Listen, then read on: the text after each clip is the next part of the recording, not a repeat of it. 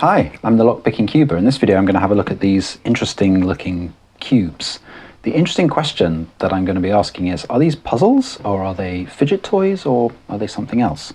So we've got three types of cubes here. These are called Infinity Cubes. This one is normally called a Yoshimoto cube, but this particular one comes called a Magic Cube. And then this one is called a Geobender.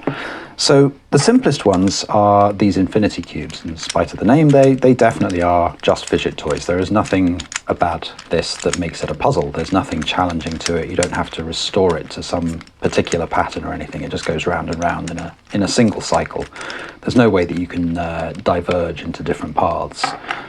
They obviously come in different colors, and the ones with multicolored patterns on them are a bit more interesting and can get into different kinds of shapes.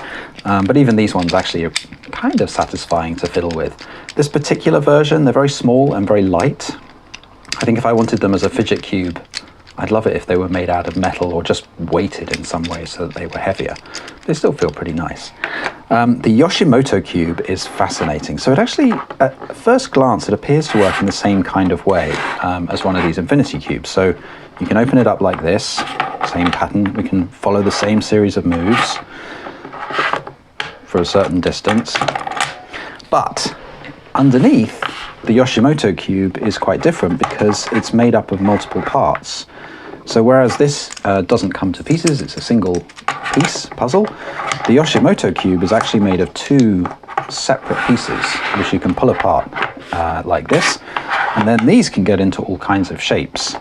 One of these, by the way, has 6 colors on. I think that's this one: white, green, orange, yellow, blue, and purple. And the other one has 12 colors, which I'm not going to run through, but you can see.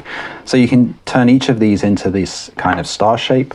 You can also, slightly amusingly, turn each of them into a rough cube, like this, and like this, and they can sit alongside each other, and they're almost exactly the same size as each other.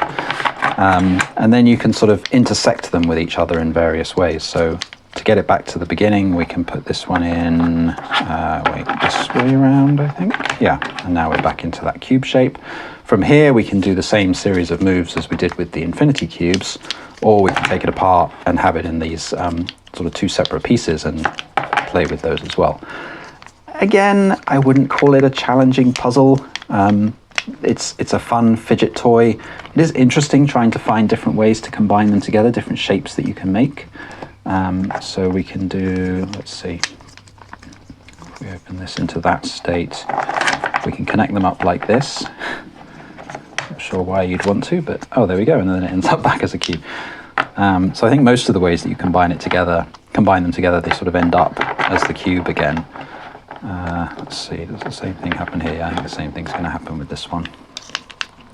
Okay, anyway, this is the Yoshimoto cube and the Infinity Cubes. Now, this is the one that I think is the most interesting and which I think you could call a puzzle. So this one's called a Geobender. And again, it looks like a cube. It's got this nice pattern on it. This one's called the Nautilus version. They come in different patterns and colors and styles. But it opens up, and you can see there are different colors and patterns on the inside pieces, and it keeps turning into different shapes. Now, this one, the reason I think that you can call this a puzzle is because of the number of states that it has, and also the fact that it isn't a single linear path to get from one state to another. So if you have a look at the instructions that come with the puzzle, this shows all of the states. It lists 71 states, and it shows you how you can get from the starting state, the cube state, into each of the other states and the path you can follow to get to them all. But actually, even with this sheet, because it doesn't tell you what move you have to do to get from this state to the next state, it's actually quite difficult to find your way around this. So what I've been doing is just trying to find which of these states can I get to at all. And a lot of them are really difficult to get to. So I actually think this does constitute a puzzle. The other thing to notice about this one, unlike the others that I've tried anyway, is that it has magnets. And what this means is that the pieces kind of clipped together. Let me just see if I can get this into this interesting state. There's a state that I like. There we go. Isn't that a fun state? On the other side, you've got the kind of the original cube here. Anyway, yes, these pieces have magnets, which means that they kind of click together in a very satisfying way. So again, it's quite a nice fidget toy. I've actually just enjoyed sitting there fiddling with it, and particularly the fact that they you know, come together in such a satisfying click. But I do think it's actually quite an interesting puzzle. So far, whatever state I've got it into, I found it pretty easy generally to get it back to its original cube. I think though that's mostly from recognizing the pattern. What I'm trying to do is get this Nautilus pattern onto the outside. So that might be kind of cheating. I don't know. But in any case, like I say, there's loads of states here that I've never yet managed to get to. And you can just keep fiddling with it and it keeps getting into interesting shapes. Most of which have this kind of obvious sort of three-way symmetry or two-way symmetry, but sometimes you can end up in shapes where actually the symmetry is broken. I haven't come across one yet in this fiddling, but they do exist. So anyway, that's it for this video. I wanted to show you this Geobender puzzle, which I really like and recommend. It's very satisfying, got a really nice solid feel to it. These Infinity Cubes, which I think make a nice fidget toy for a child particularly, or an adult like me who likes fidgeting and fiddling with things. And then the Yoshimoto Cube, which is kind of just an amazing object. It's not a puzzle, I wouldn't say.